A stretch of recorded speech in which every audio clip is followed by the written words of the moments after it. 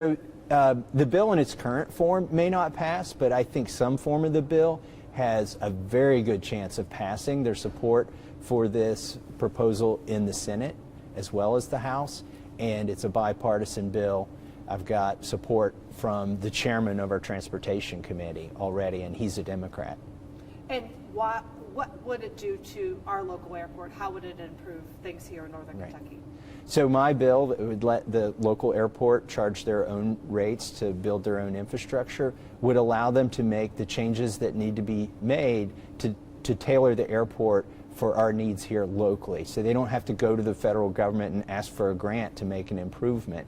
And it would also cause more competition at the local airport because the airlines know that the airports are dependent on them and they get to dictate what the airport can and can't do. Whereas with my bill, the airport makes their own decisions because they've got their own revenue source. So it would mean lower cost flights for people in and out of CVG.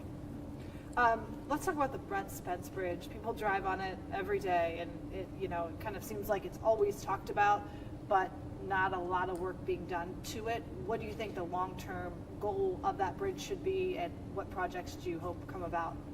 So the Brent Spence Bridge is mainly a traffic issue. I've talked to the folks with the green eye shades in Washington, D.C. about the bridge, and it turns out that it's still got a long lifespan left. If you want to alleviate traffic, you have to build another bridge next to it. You can't take that bridge down and build a totally new one because that bridge is still functional. So the question really is, how would you fund the new bridge and where would you put it? I think one of the ideas that hasn't got a lot of discussion that should be discussed is having tolls on one bridge but not the other, so that, they pejoratively call these Lexus lanes, but they are lanes that if you're willing to pay a toll, you can get through quicker.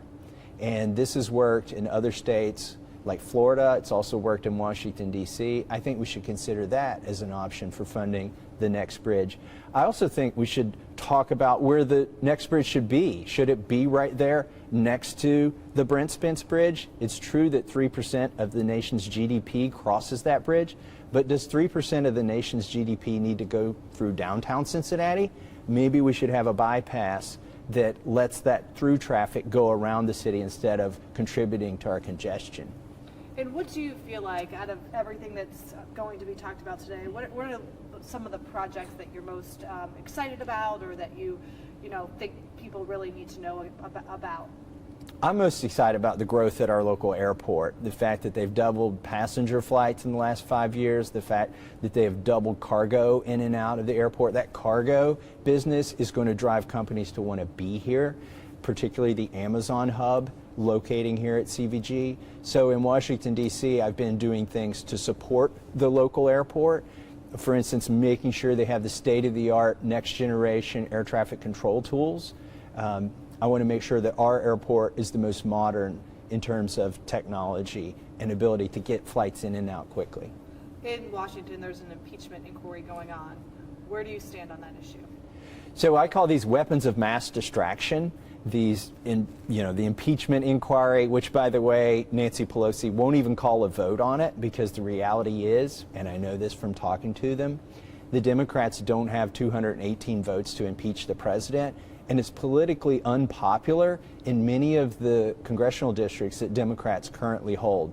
So it's a really fine line for Nancy Pelosi. Yes, talk of impeachment energizes her base. It helps her raise money, but at the same time, it's politically caustic, and it could cost her speakership to actually go through the impeachment process in the House.